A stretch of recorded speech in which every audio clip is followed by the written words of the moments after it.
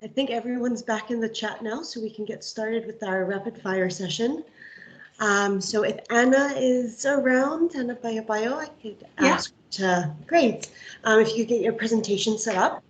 Yep. So just to give a quick couple of seconds of an introduction before you get started. So these are fast talks, so it's 3 minutes per speaker and then 2 minutes for questions.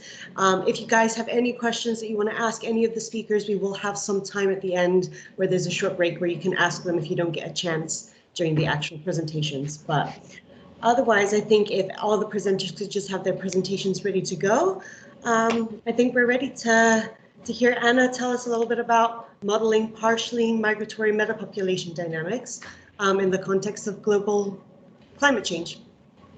Okay, let me share my screen and Yes. see how that works. Not like that, sorry. Are you seeing my screen? It's not the presentation mode, but... Yeah, no, we can see it. Okay, so sorry about this.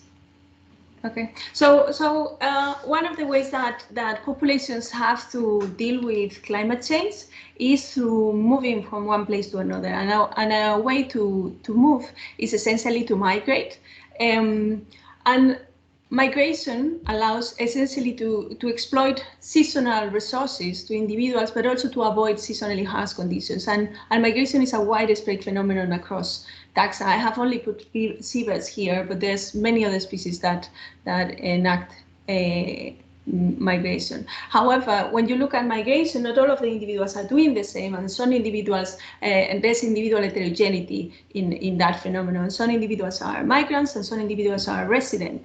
And when we are trying to address how populations deal with climate change, we need to account for these different behaviors. So one way to do that, one way to do that is to build seasonally and spatially structured metapopulation matrices that allow to account for that variability in the different groups, and would also allow us to assess which are the parameters of the model that are most important. So, for instance, we can evaluate if survival is more important than the amount of individuals that are migrating, or if fractions of the populations are more important than others. So what I have done is that I have developed these matrix models that is spatially explicit and has 2 different locations for the European SAC, and it allows me to understand what is the importance of migration in metapopulation persistence.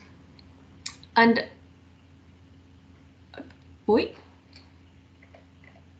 sorry.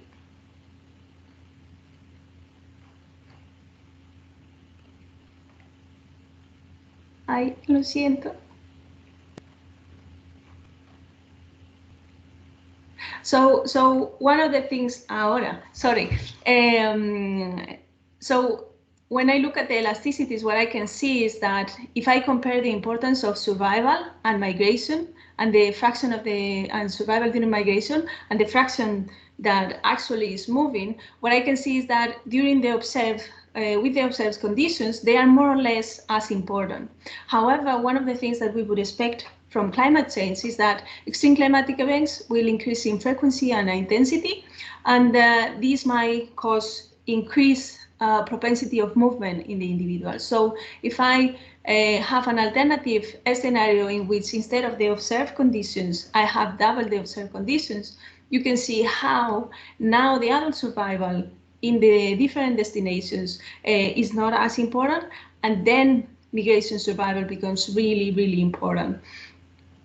So this work has been developed by several people. It's a collaboration between CEH and the University of Aberdeen, and it's a little bit more complex than I presented, but I would be happy to take any questions. Thank you. Okay, thank you, Anna.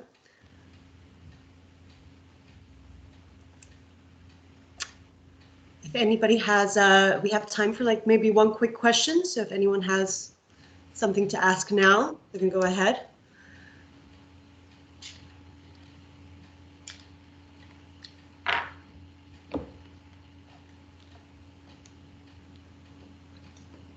No? Okay, if it's okay with everyone, then we'll just move on to Davina. If I can just call Davina onto the screen. Yes, good morning, everybody. I'll just quickly start sharing my screen now. Yeah, great.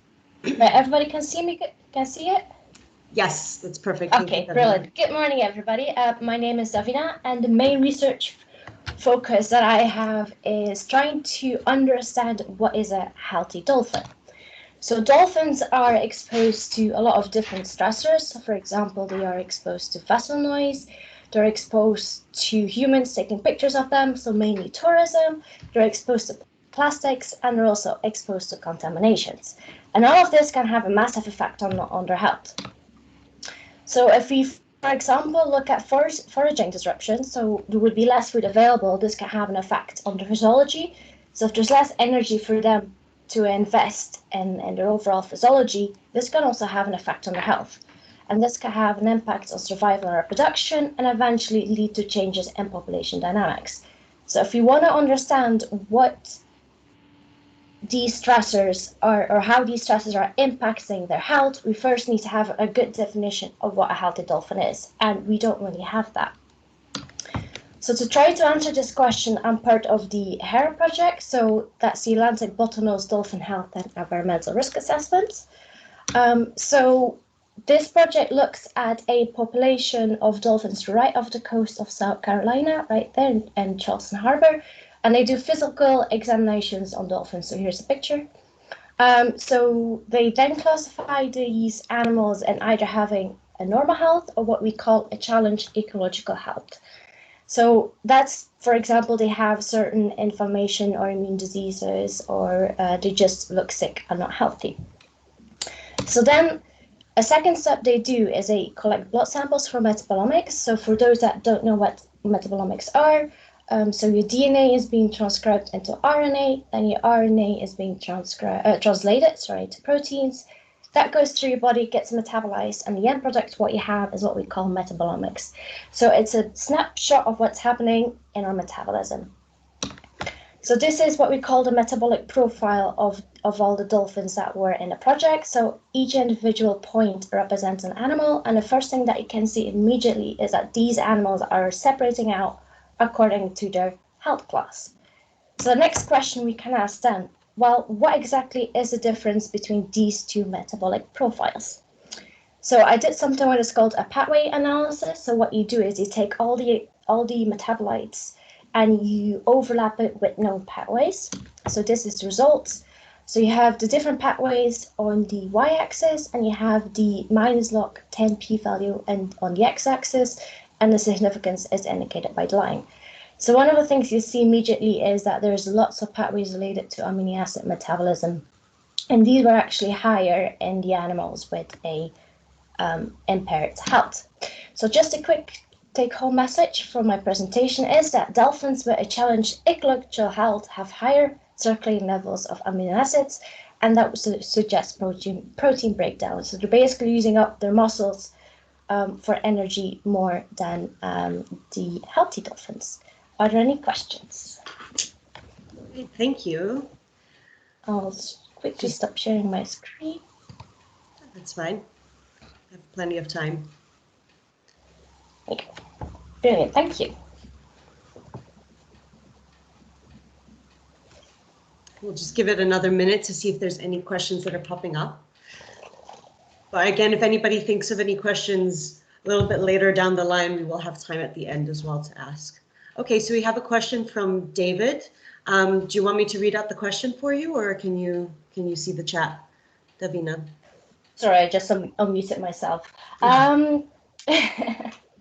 Yeah, so it is pathological. So another thing that we measured in these animals is the stress hormones.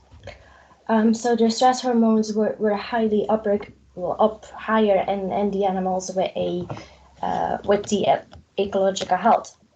So one of the side effects of having an increased stress state is they're trying to produce enough glucose for the fight and flight reaction. And one of the ways they can do that is by gluconeogenesis. So that's basically making glucose from, for example, amino acids. So we're not quite sure, but we assume that the protein breakdown is basically because these animals are more diseased and therefore also more stressed, and that's just the underlying effect of it. Okay, great. Thank you, Davina. Nice, I'll just call up David next, who's going to tell us a little bit about using simulated models in animal social networks. Hi, David. Hi, how's it going? Great. Okay, I assume you can see this okay, so I'll just get started. Yeah. So I'm going to be talking about two different methods for analysing social network data. So animals engage in social interactions when they form flocks to avoid predators, when they cooperate with each other's young, and when they compete for access to resources such as water or light. So almost all organisms engage in some kind of social interaction, and we can quantify these social interactions in terms of networks, like the two plots in white there on the screen. And then we want to analyze these networks, and you have at least two approaches for analyzing networks. So one is controlled permutations, and where you might calculate your effect you're interested in your observed network, and that's represented by the white bar in the density plot on the left. And then you'd randomize your network in some way, say 1,000 times, and you'd calculate the same effect in each of these 1,000 randomized networks. And then you could see if your observed effect was in some way more extreme and therefore perhaps interesting compared to your randomized effect sizes. Alternatively, you could fit an exponential random graph model to your network, and this is a technique not too dissimilar from a linear model in that you can fit a series of terms representing individual level traits or dyadic level traits to try and predict the presence or absence of links in your network. But the question is, which of these two approaches is better when you're analysing the kind of data that behavioural ecologists like me can collect? So we simulated a range of realistic network data to evaluate each of these methods. And we counted the rate of false positives, so our methods telling us there was an effect in the network when there wasn't, and the rate of false negatives, so the method saying there was no effect when in fact there really was one, when looking for an effect of sex. So this is simply a difference between a two-level categorical variable in the number of connections individuals had in the network. And I refer to this as males and females, but it could be any two-level categorical variable. And then we added in a confound, which was the presence of assortivity by sex, to see how this affected our error rates. So assortivity could be positive, so males would interact with males more often, and females with females, or it could be negative in that males and females prefer to interact and avoid members of the same sex. And we also had no assortivity at all. And what we found in terms of false positives was that, in fact, both methods give a scandalously high error rate. So in some situations, over 40% of our model runs told us there was an effect in the network when we knew there wasn't one, because we put it in there. And although the averages for the two methods are quite similar, it does appear that the permutations were more consistent, so less likely to get a very high or very low failure rate. And both methods performed worse when there was positive assortivity. So when males tended to interact with males and females with females, both methods were more likely to say there is a difference in the sexes in terms of their number of interactions, when in fact there wasn't. Then if we look at false negatives, performance is generally better, and ERGMs are on average better than permutation, so they're less likely to say there's no effect in the network when in fact there was one. And both methods perform worse when there was negative assortivity. So if opposite sex interactions are more common than same sex interactions, then both methods are more likely to find no effect when there really was an effect in our network. So this work was conducted with Julian Evans, Matthew Silk, and the supercomputer Carson. And I'd like to thank you all for listening, and I'll gladly take any questions. Great, thank you very much, David.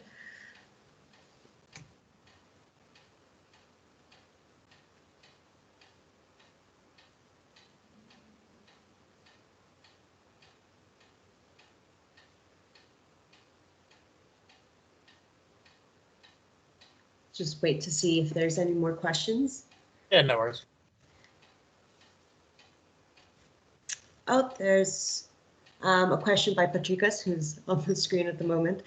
So the random graph talk, is it similar to multi-layer ML? So I'm interested. I'm also interested in multi-layer networks, actually, and I don't know if there are extensions of exponential random graph models to multiple layers. So a layer is the idea you might have your organisms interacting in one way in a population, say grooming, and they can also be interacting in a different way in the population, say agonistic interaction. And those are two different layers in your network. I don't know if you can fit exponential random graph models to each of those layers and maybe specify terms going across layers. You can do that in some in stochastic actor-oriented models, for example, but they're less well developed than ERGMs, although they have got this dynamic thing. But I think if we can fix how ERGMs perform in terms of that ridiculously high false positive rate, then it will be interesting to see if we can then use them for multi-layer networks. Great. Thank you very much to both of you. Can I call up Rufus for our next presentation on accounting fish losses? Right.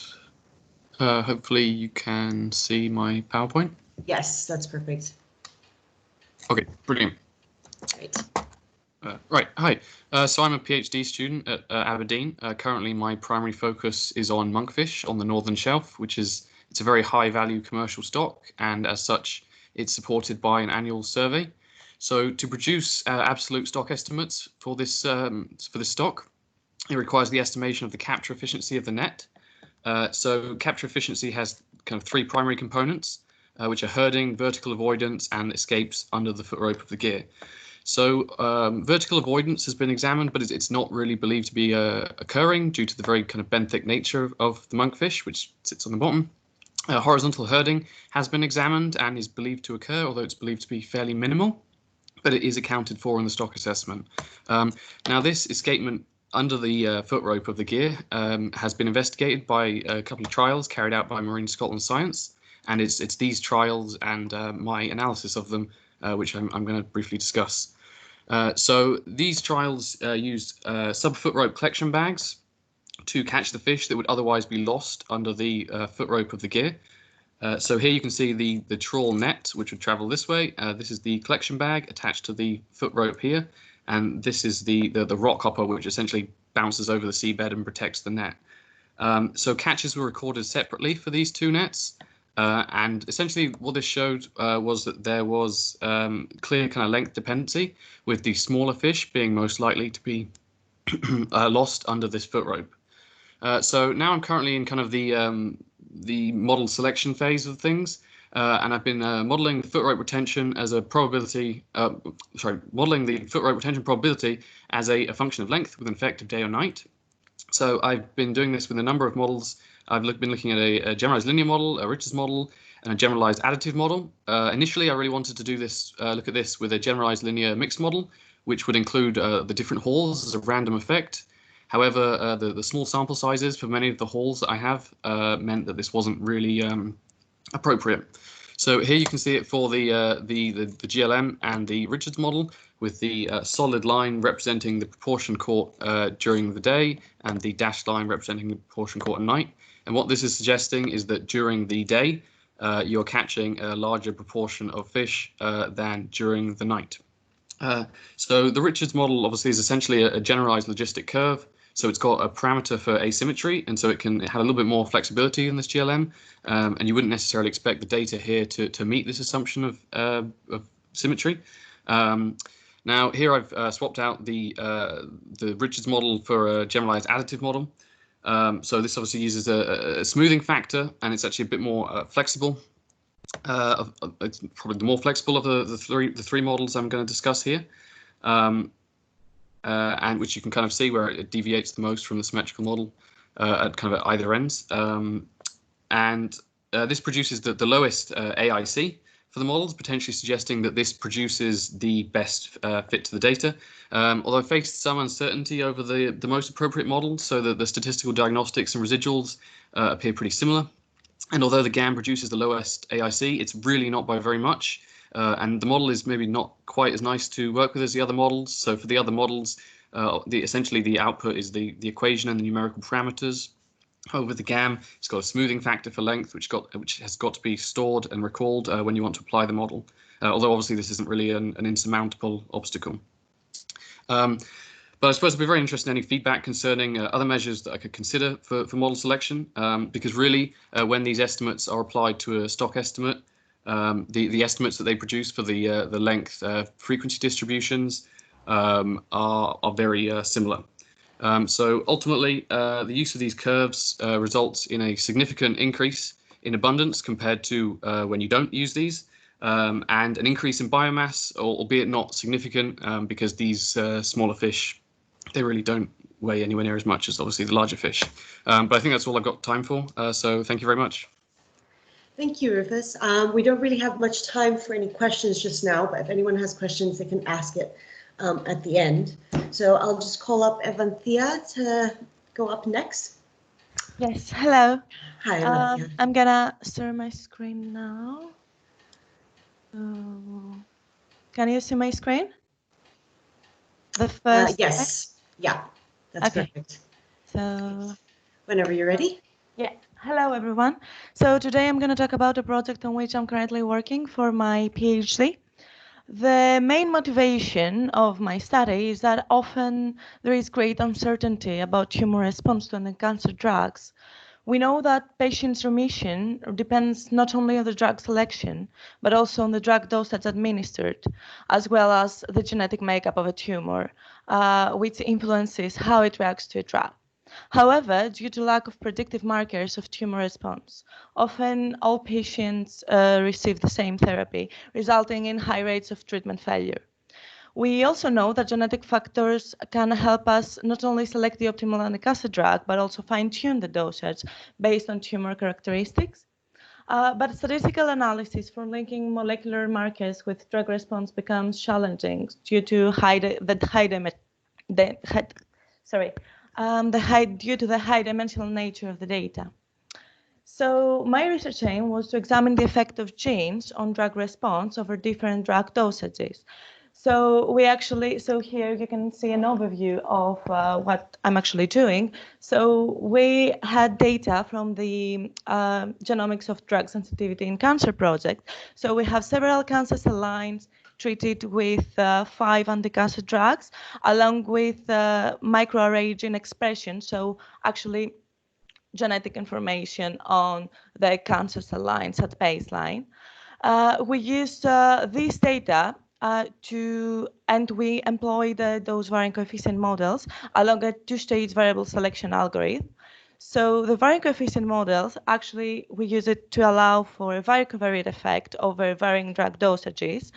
And the 2-stage algorithm included 2 steps, the marginal variable screening step, which was followed by a SCAD penalty step to identify the genetic components associated with the drug response. So by employing this method, we can actually obtain gene rankings for the selected genes that we identify that are associated with the drug response.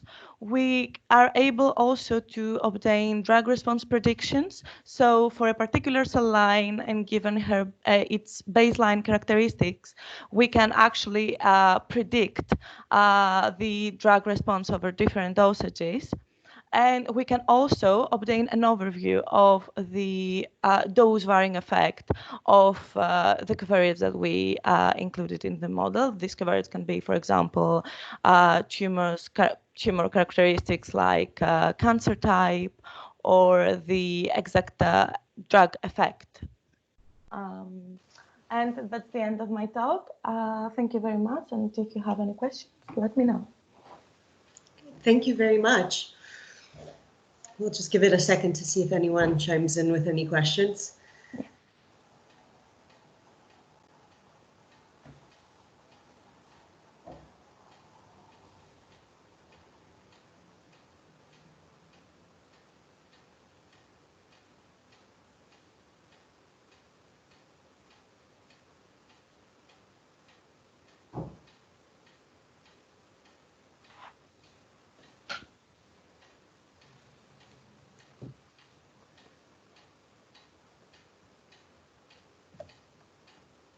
Okay. Okay. Well, in the meantime, yeah, thank you very much, Evanthea. I'll just ask Patrikas then to start getting ready. If you can hear me.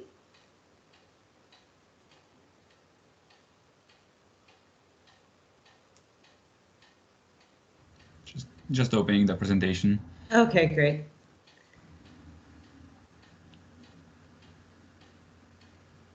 Just to double check, is it appearing on your screen? Yes, that's perfect. Thank you. Excellent. So my name is Patrick Aspotnachos, and I'd like to present to you how to generate cell lines to efficiently produce. Yes? Sorry, Patrick. Can I just ask if Athea to stop sharing her screen because we just swapped back to hers.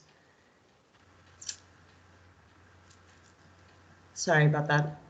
No worries.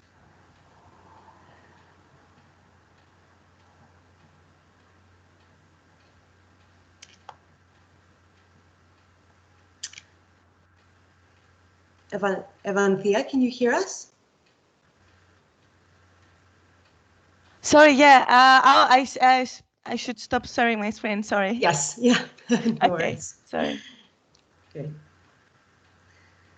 Sorry about that. Okay, you're good to go. No worries. So essentially, what we're trying to do is just produce cell lines that actually produce a protein of choice to a very high level. Now, whichever way you do it, either in a large-scale bioreactor or a small bench scale, the recipe is pretty simple. You take a bunch of cells, and you put DNA into those cells. Now that way you create a lot of different cell types. You try to find just the right cell that you can then grow up and extract, purify, or produce the protein of choice. However, there's a lot of issues with this method. First of all, when you insert DNA into these cells, they do not always take up the DNA. Sometimes there's fragmentation, there's the DNA breaks in half and only a certain part of it inserts. So therefore, on the genetic level, it's very difficult to predict. Then we look at the actual protein level, how we express that protein, and find that the expression varies extremely highly. That is, some cells are very good, some cells are very bad at producing it, and it's very hard to predict. And on top of that, we also have epigenetic silencing, where you can use different promoters. We can use viral promoters or cells' native promoters to kind of circumvent the silencing, and that the cell still suppresses that expression.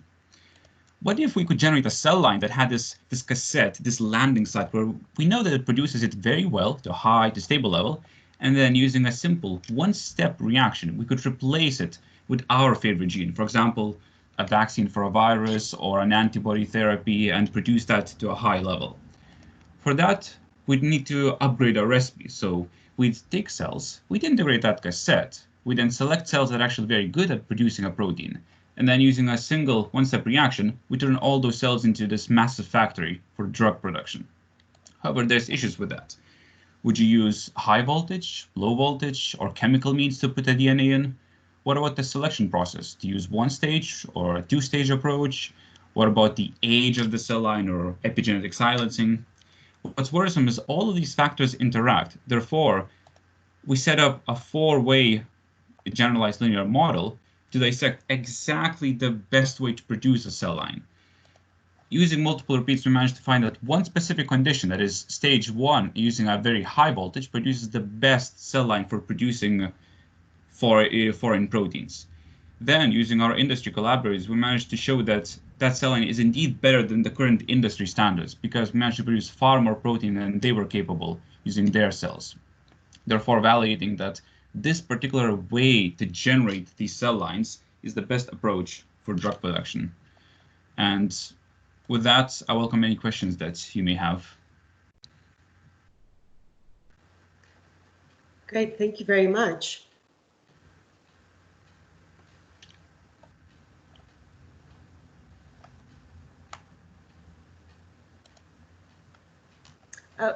Do you have a question from David? Do you have any idea why that method is the best? Yes, certainly. So first of all, what we find is that, as mentioned before, the DNA tends to fragment and insert into multiple bits, often multiple times. So therefore, stage 1 is better because there's more landing sites present in the genome. And interestingly, even though they are present at a higher copy number, they seem to avoid epigenetic silencing more. We suspect that it's because some of those sites are in a specific location that's very good. Secondly, the voltage conditions using to deliver DNA, they affect the amount of DNA that enters the cell, therefore affecting the integration pattern. That is, if there are multiple repeats in the same locus, or if there are multiple loci targeted, or if there's more copies of the near present, therefore affecting what sort of cell line we generate in the end.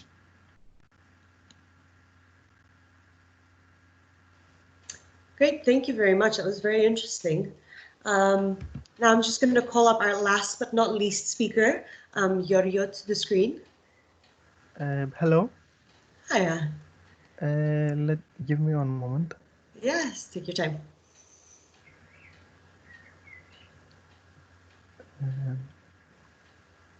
Can you see my PDF? Yes, yeah, we can. Okay, thank you. Hello, thank you for being here. My name is Georgios Stagakis. I am a PhD student in Loughborough University, and I will give a brief presentation about layered Bayesian learning.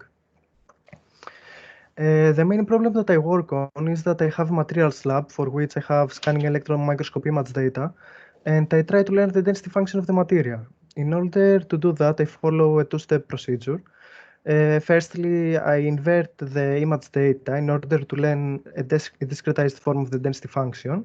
And then, given this discretized form, and assuming that the density function follows a Gaussian stochastic process, I can learn the material density in relocations and intervals in an actual form, not in discretized.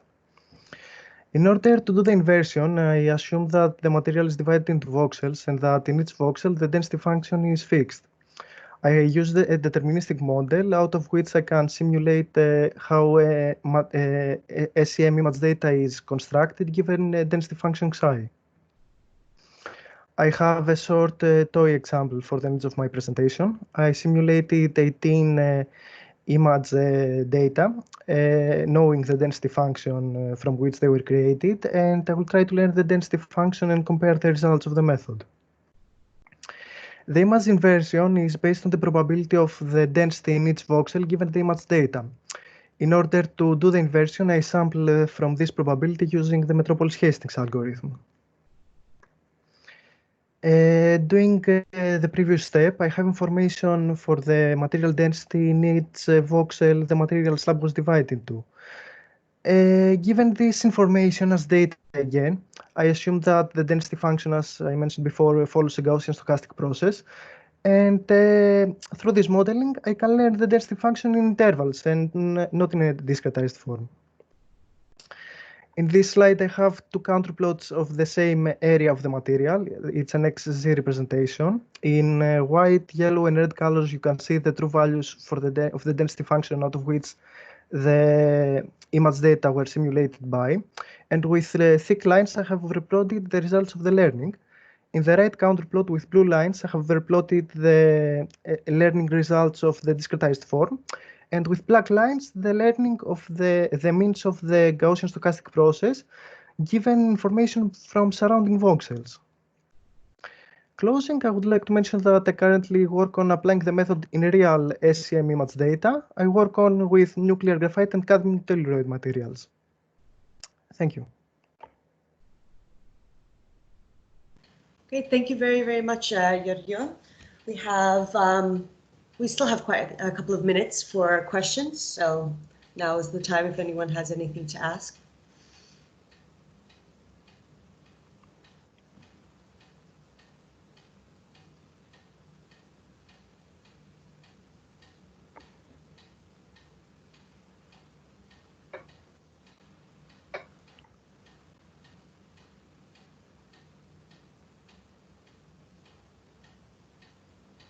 And if anyone had any questions for any of the previous speakers, now would be a good time to ask them in the chat as well. And I'm sure they'd be happy to be pulled back up onto the screen to answer any of them.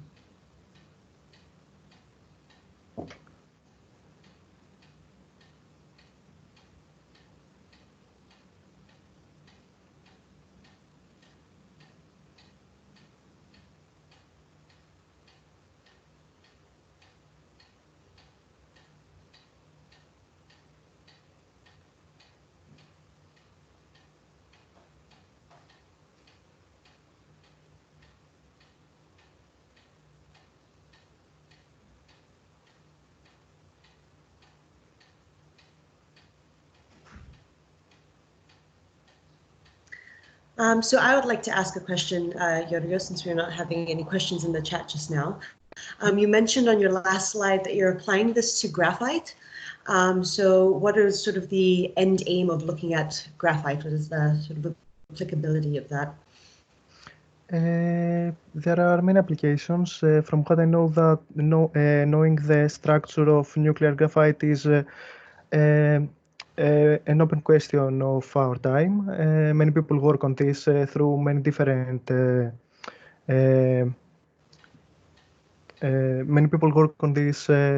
using many different techniques. It's a topic of interest in general. I know that nuclear graphite is usually used in atomic reactions in order to sustain the range of the reaction.